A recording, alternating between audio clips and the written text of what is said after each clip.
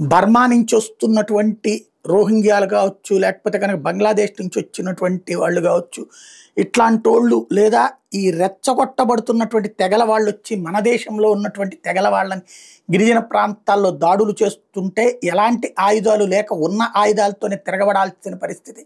దాన్ని అడ్డు పెట్టుకుని అక్కడ అసాంఘిక శక్తులు, మాఫియా శక్తులు అవతల ప్రోత్సహిస్తూ ఈ ప్రాంతం మీద పట్టు సాధించే ప్రయత్నం చేస్తున్నటువంటి వేళ అస్సాం ముఖ్యమంత్రి సంచలనాత్మకమైనటువంటి నిర్ణయం తీసుకున్నారు. మారుమూల సమస్యాత్మక ప్రాంతాల్లో నివసిస్తున్న భారతదేశానికి సంబంధించిన గిరిజనుల్లో అభద్రతాభావాన్ని పోగొట్టడానికి ఆయుధ లైసెన్సులు జారీ చేయాలని నిర్ణయించింది అస్సాం మంత్రివర్గం. ఆ ప్రాంతాల వారి నుంచి వచ్చిన డిమాండ్ మేరకు ఈ నిర్ణయం తీసుకున్నట్టు ముఖ్యమంత్రి హిమంత బిశ్వ శర్మ ప్రకటించారు.